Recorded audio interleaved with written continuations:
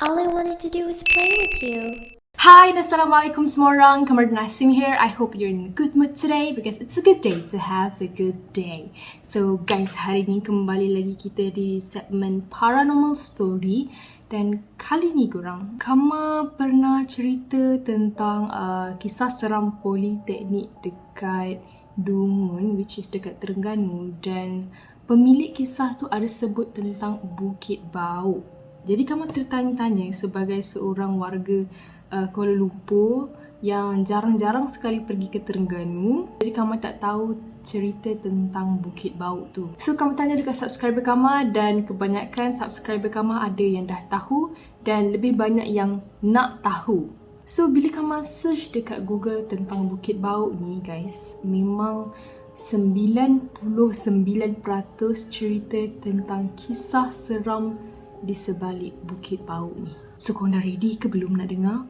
Jom kita baca doa dulu sebelum kita mulakan kisah seram ni. A'udzubillahi minasyaitonirrajim. Bismillahirrahmanirrahim. Rabbi a'udzubika min hamazati syayatin wa a'udzubika rabbi an yahdurun. Wahai Tuhanku, aku berlindung kepadamu daripada bisikan-bisikan syaitan dan aku berlindung juga kepadamu wahai Tuhanku daripada kedatangan mereka kepadaku. Amin ya rabbal alamin. Okay, Bukit Bau ni sebenarnya merupakan tarikan pelancong jugalah dekat Dungun, Terengganu. And selalu juga ada aktiviti pendakian, hiking dekat situ. Sebab kalau diorang dapat naik sampai ke puncak, memang dapat tengok bandar Dungun. Tapi korang tahu tak, yang seramnya adalah dekat jalan Bukit Bau tu. Sebab jalan lama Bukit Bau ni ada banyak selekoh tajam dan jalannya sempit. Muat 2 kereta je. So disebabkan keadaan jalan yang macam tu, banyaklah kemalangan maut yang berlaku dan kesan daripada kemalangan tersebut timbullah bermacam-macam kisah seram. So dekat Bukit Bau tu antara jalan raya yang banyak sangat berlaku kes kemalangan tau. Jadi salah satu kisah seram yang Kama dapat jiran-jiran. Jadi ada satu kisah seram yang Kama dapat daripada Facebook dari Alam Anchor nama dia. So kisah seram dia ni agak seram dan menyayat hati dalam masa sama tau. And Kama pasti ramai sangat penduduk dekat situ yang macam agak familiar lah dengan cerita ni sebab cerita ni agak famous. So kita bagi nama Azmin, bukan nama sebenar. So Azmin ni waktu tu dia nak balik kampung daripada Kuala Lumpur, nak balik ke Pasir Mas dekat Kelantan. Jadi dia memang akan melalui Bukit Bau, jalan Bukit Bau tu. So nak dijadikan ceritanya, waktu dia tengah memandu, dia memandu seorang-seorang tau. And waktu tu dah malam. Bila dia masuk je ke jalan Bukit Bau tu, dia teringatlah kisah-kisah seram yang orang selalu sebut, kawan-kawan dia pun selalu cerita dekat dia kisah seram yang ada dekat jalan Bukit Bau tu. So sepanjang dia drive tu memang rasa seriau lah kan. Dengan keadaan kereta dia yang tak ada airconnya, dia terpaksa buka tingkap. So waktu dia buka tingkap tu memang rasa seram sebab terdengar suara harimau dekat hujung bukit sana. Bunyi macam-macam haiwan lah sebenarnya sepanjang dia lalu dekat jalan raya tu. So dalam hati waktu dia drive tu memang seram je. Tapi Alhamdulillah tak ada apa-apa pelik yang berlaku. Sehinggalah dia tiba-tiba ternampak ada seorang perempuan. Dari jauh lagi dia dah nampak perempuan tu tau. So dia jalan macam biasa lah, drive macam biasa. Dah nak dekat je dekat perempuan tu, tiba-tiba perempuan tu dia lambaikan tangan dia. Macam nak suruh berhenti lah, suruh Azmin tu berhenti, dia lambaikan tangan macam ni. Lepas tu Azmin tu pun berhenti. So dia nampak perempuan tu waktu tu wajah dia muram tapi dia cantik. So Azmin pun bagi dia masuk tumpang dalam kereta. And wanita tu kita bagi nama dia Fatin, bukan nama sebenar. So Fatin tu dia masuk dalam kereta Azmin dan duduk dekat sebelah driver, seat sebelah driver tu. Waktu dia masuk tu, dia nampak tenang, dia macam senyum je. Senyum je. So Azmin pun tanyalah nak pergi mana. And then Fatin jawab, saya nak balik kampung. Kampung saya dekat Pasir Putih. Kebetulan Azmin pun memang nak balik Kelantan kan, kat Pasir Mas. So kata okey lah sekali jalan. So Azmin pun tumpangkanlah dia So sepanjang dalam perjalanan tu, Azmin cuba hilangkan rasa awkward dengan strangers. Dia pun borak-borak lah, borak pasal tu, borak pasal ni. Tapi Fatin tu dia hanya membalas dengan senyuman. Dia senyum je sepanjang Azmin tu bercerita. Lepas tu Azmin baru terperasan, dia macam terperasan baju perempuan tu dekat bahagian pinggang sampai ke bawah macam tercarik-carik tau. Lepas tu Azmin pun tanyalah kan, kenapa baju tu tercarik-carik macam tu? Dia macam terkoyak-koyak. And then dia jawab, sebenarnya saya tertinggal teksi. Baju, pakaian semua tertinggal. Lepas tu saya tak sedar, tahu-tahu je saya ada dekat Bukit Bauk ni. Macam dia kena tinggal dekat kaki Bukit Bauk tu tau. So Azmin pun diam je lah. Memang nampak Fatin tu comot tau. Keadaan badan dia semua comot dengan tanah and so on. Tapi Fatin ni dia bau wangi walaupun dia comot. So Azmin tak cakap banyak lah. Tambahan pula memang Fatin ni cantik orang dia. So Azmin tak adalah nak syak apa-apa pelik dekat Fatin ni. Tapi lama kelamaan tu adalah juga terlintas dekat kepala si Azmin ni. Betul ke yang aku tumpangkan ni orang? Tanta macam yang selalu member-member aku cerita pasal Bukit Bauk ni kan. Adalah kawan-kawan dia pernah cerita macam ada seorang perempuan baju putih rambut panjang minta tolong tumpang macam tu. Memang itu cerita popular lah dekat jalan Bukit Bauk tu. Tapi bila dia ada kat situasi tu, dia tengok perempuan ni elok je kan, cantik je muka. Lepas tu dalam dia terfikir tu, dia rasa takut juga, was-was juga. Perempuan tu pun asyik senyum je kan. So dia pun pasanglah kaset, dia buka Yasin. Saja dia buka volume kuat-kuat dalam kereta tu. Dengan harapan diingat Fatin ni akan menjerit kepanasan lah kan. Selalunya setan kan macam tu, panas dengar ayat Quran kan. Tapi tidak. Fatin nampak tenang dan masih senyum macam biasa. Dia tenang je dengar surah Yasin tu. Lepas tu dah lega lah. Maksudnya ni manusia lah yang aku tumpangkan ni. Sampailah dah pukul 5 pagi macam tu. Azmin pun dia nak berhentilah kejap dekat R&R. So dia ajaklah Fatin ni keluar sekali, rehat sekejap, makan apa semua kan. Tapi Fatin tak nak. Fatin kata dia nak duduk dalam kereta je. So Azmin ni tak nak lah paksa kan. Azmin pun keluar, dia pergi minum-minum sekejap, rehat-rehat kejap. And then dia nak masuk balik dalam kereta untuk sambung perjalanan balik kampung ke Kelantan. Waktu dia masuk dalam kereta tu, dia tengok Fatin masih lagi dalam kereta, keadaan tenang dan tersenyum. Jadi dia pun teruskanlah perjalanan macam biasa. Dan Alhamdulillah perjalanan smooth je sepanjang dia nak balik ke Kelantan tu. And dalam perjalanan tu, Azmin ni dia teruskan berborak jugalah. Tak nak bagi awkward apa semua kan. Borak itu, borak ini. Dan macam biasa, Fatin membalas dengan senyuman sahaja. Sampai je dekat rumah Fatin, memang alamat yang Fatin bagi tu memang ada rumah dekat situ. And Azmin tengok, oh rumah ni cantik, besar juga. Lepas tu, Fatin pun keluar daripada kereta dan dia cakap, lepas tu dia ajak Azmin ni, esok jomlah pergi rumah saya. Rumah saya ada buat kenduri besar-besar. Lepas tu Azmi pun okey, dia semangat lah sebab waktu tu sebenarnya dia dah jatuh cinta dengan Fatih dalam satu malam je guys. Sebab dengan kecantikan dan kesopanan, keayuan Fatih ni, dia jatuh cinta.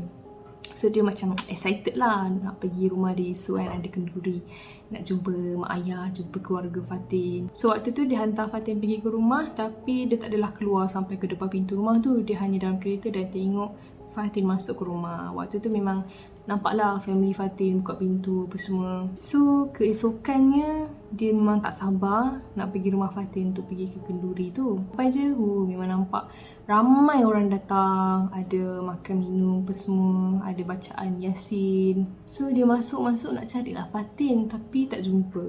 So dia ternampak bapa Fatin ni, dia pun teruslah sapa. Kata, Fatin ada? Dia tanya kan. Saya kawan Fatin. Lepas tu pakcik tu terus terkejut. Pakcik tu bawalah Azmin duduk sekejap. Kamu dah berapa lama kawan dengan Fatin? And then dia pun ceritalah, macam ni pakcik. Semalam saya tumpangkan Fatin, terjumpa dekat Bukit Bauk. tumpang ke Fatin sebab dia kata dia nak balik kampung. Kebetulan saya pun nak balik ke kampung dekat Pasir Mas. Lepas tu terkejut dia terus bawa Azmin ni pergi solat maghrib berjemaah sama-sama.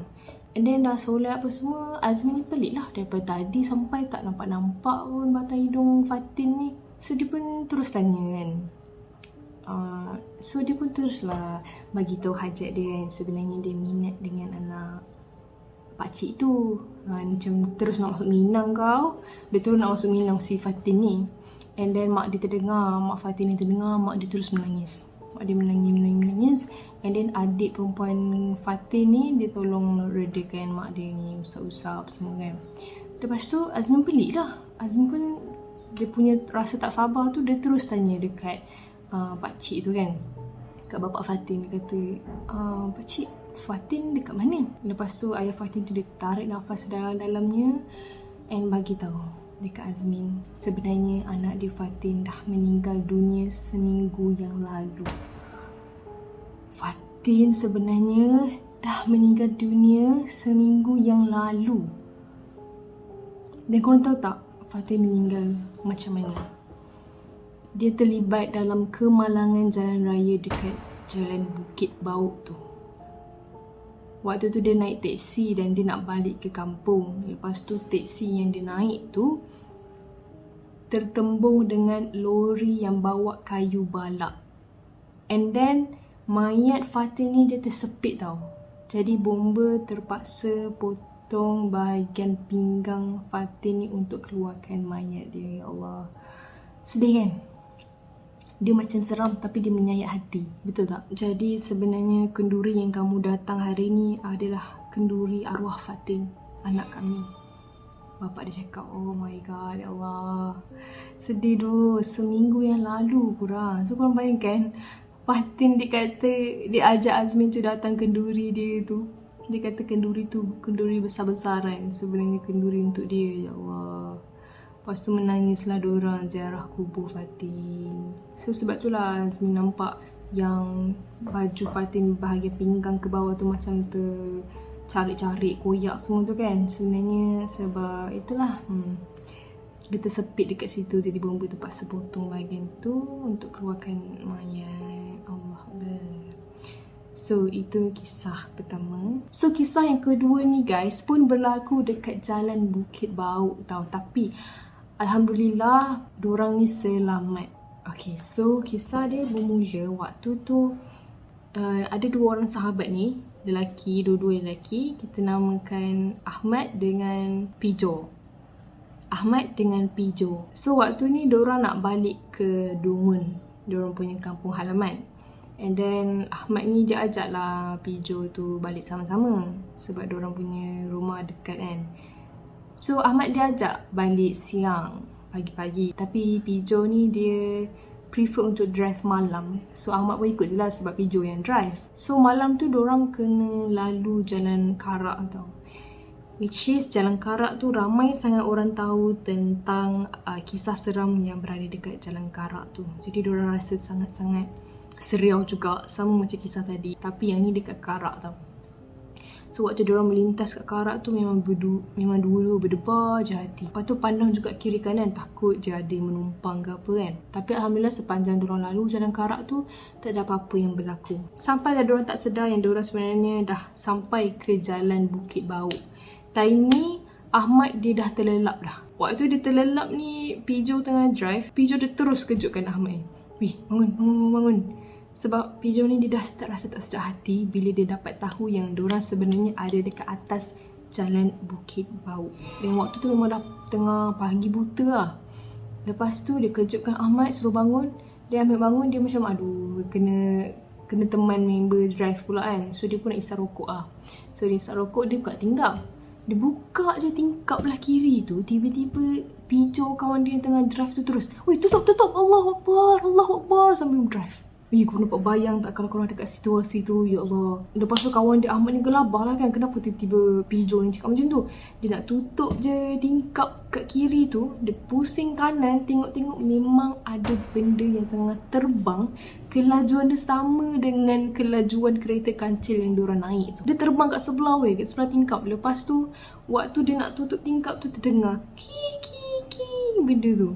And ya Allah, Ahmad dia tak tahu macam mana nak gambarkan benda yang dia nampak tu. Seorang perempuan, memang berambut panjang, and muka dia macam lebam biru purple macam tu lah. So dia kata memang susah nak gambarkan benda tu. Sambil tu memang dua-dua tu kumuk-kamik lah baca bacaan apa semua kan. Sampailah diorang berhenti dekat satu kedai makan ni.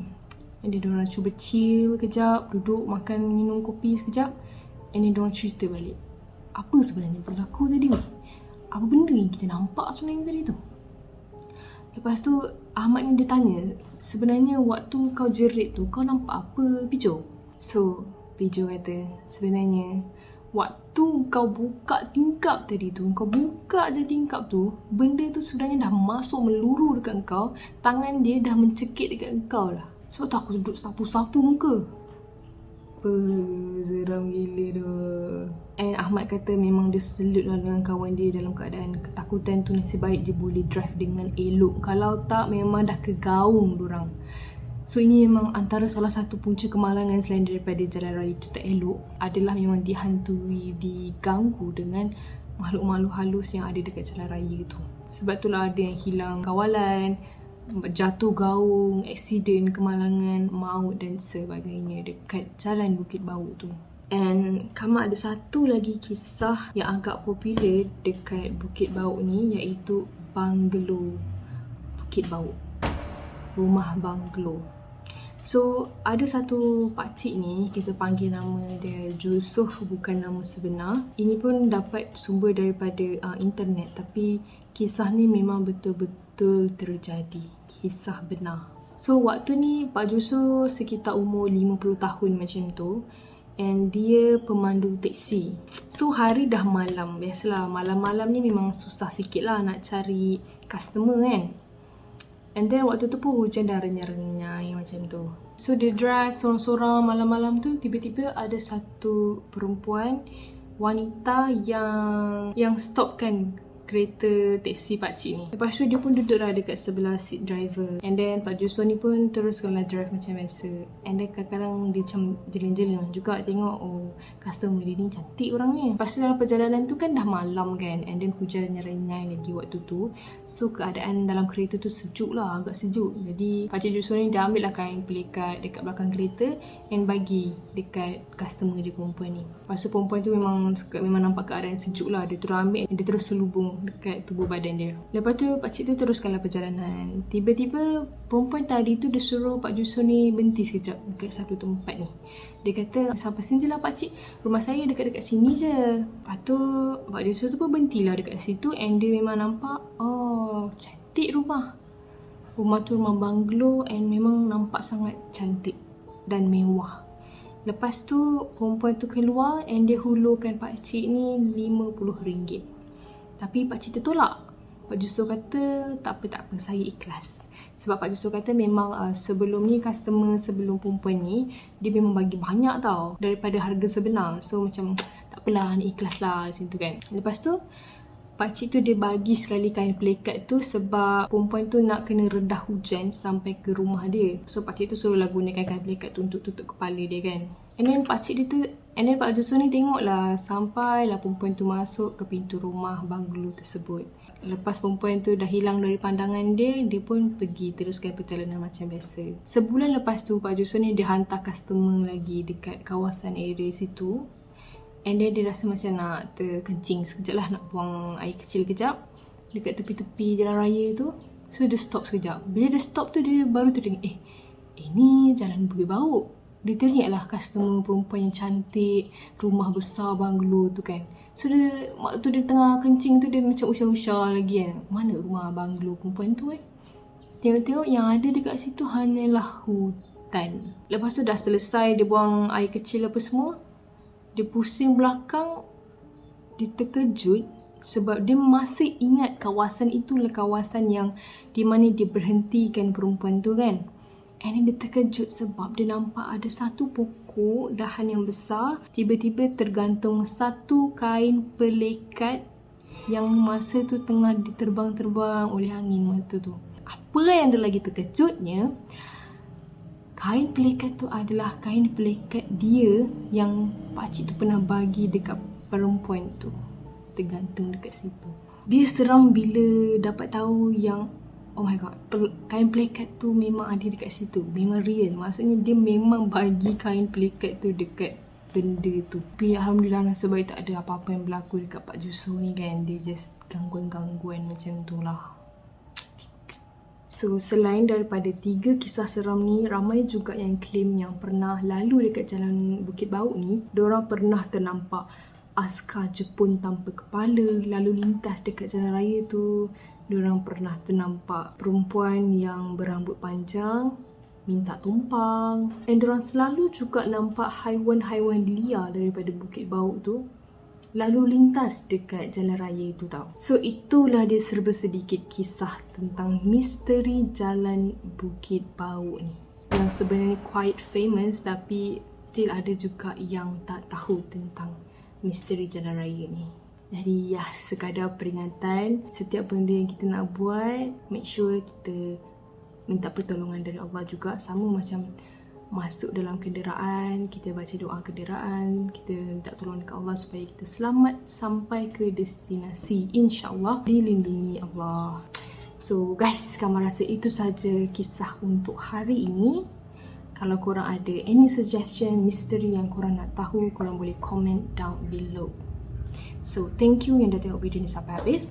For those who are new to my channel, don't forget to hit the subscribe button below and turn on the notification bell so that you will not miss any video that I post. See you in my next video. Bye!